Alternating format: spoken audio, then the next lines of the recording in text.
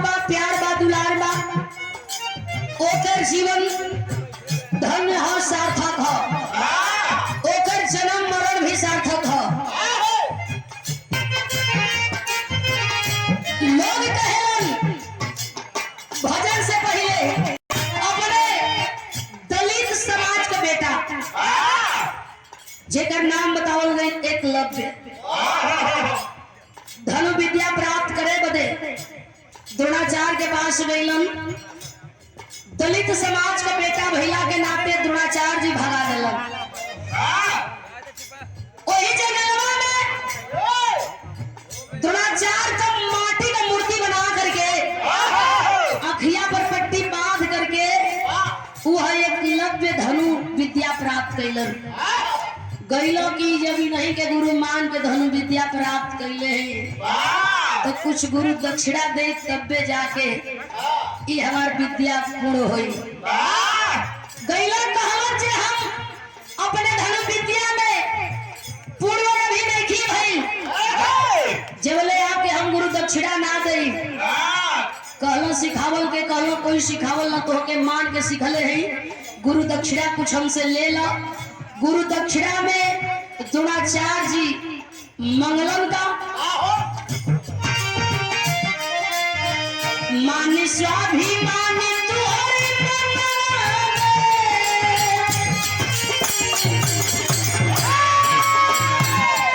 लोग कहेला कि पानी वाला मर्दनी की पानी वाला बर्धनी सम्मान से जे जियल ओकर इतिहास लिखल गई।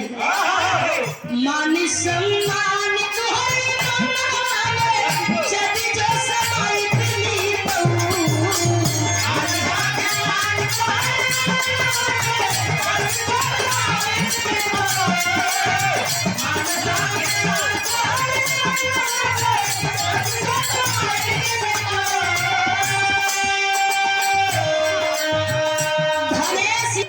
द्रोणाचार्य जी की उठवा एकर कटवाल नहीं तई बाण ना चलाई। दे दिया पुराण के तू जाने लो ना थे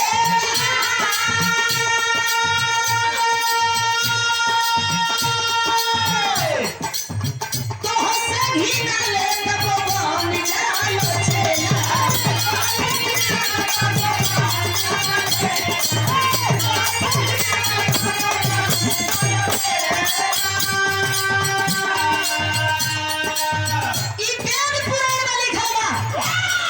गुरु बनावा। लेकिन बाबा साहब लिखले हुआ कि माई बाप से बढ़ के कोई देवी देवता ना होला। ये मेरे सम्मानित पिक्की भैया की ओर से गाजीपुर के धरती से पुनः दूसरे बार का पुरस्कार सादर 100 रुपया और पुनः पुरस्कार हमारे भाई की ओर दिया पुरानी के तू जनल ना थे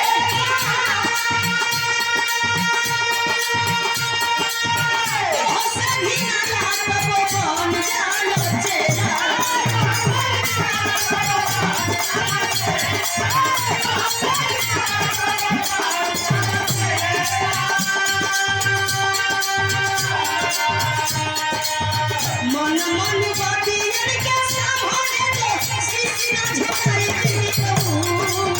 मन मन बाती के सीसी ना झुकाई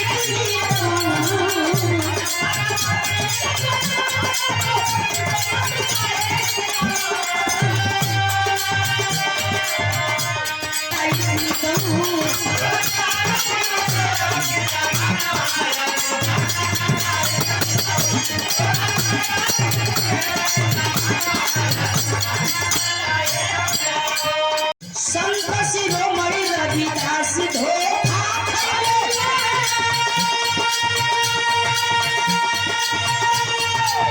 चले उन घरे की बहाने मार गईले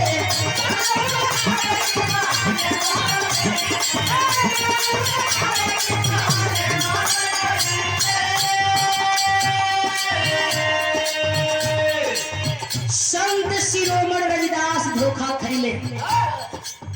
संत शिरोमणि रविदास जी को धोखे से बुलाया गया। चित्तौड़ का राजा राणा सांगा ने बुलाया। वो मीरा मन से गुरु मन ले रहा, लेकिन राणा सांगा जो राजा रहो के मंजूर ना रहा।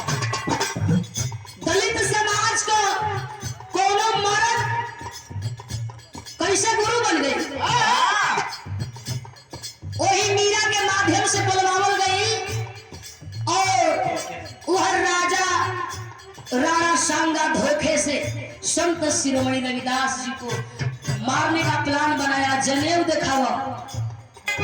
संत शिरोमणि रविदास धोखा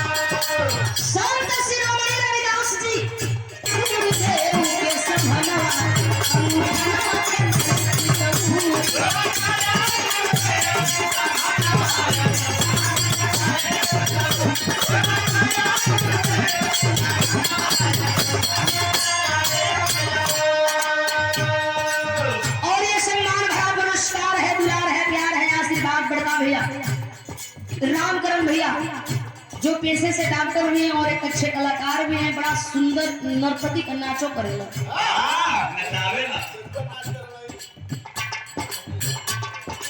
कलाकारी इनके अंग अंग में भरल है बाबा। दुनिया में पेश किए,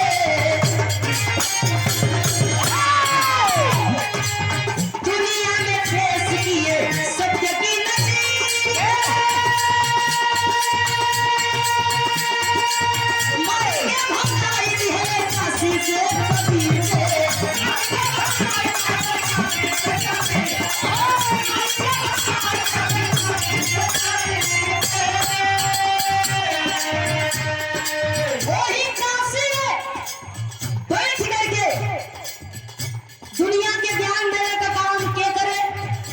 कबीर जी।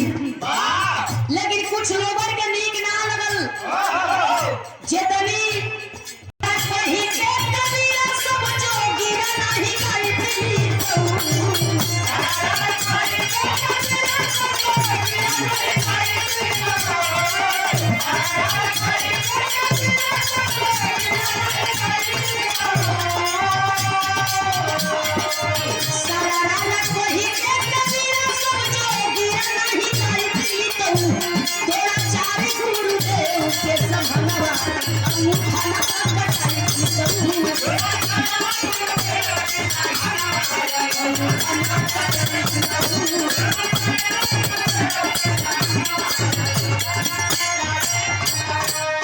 कभी संतोष बात समझ में ना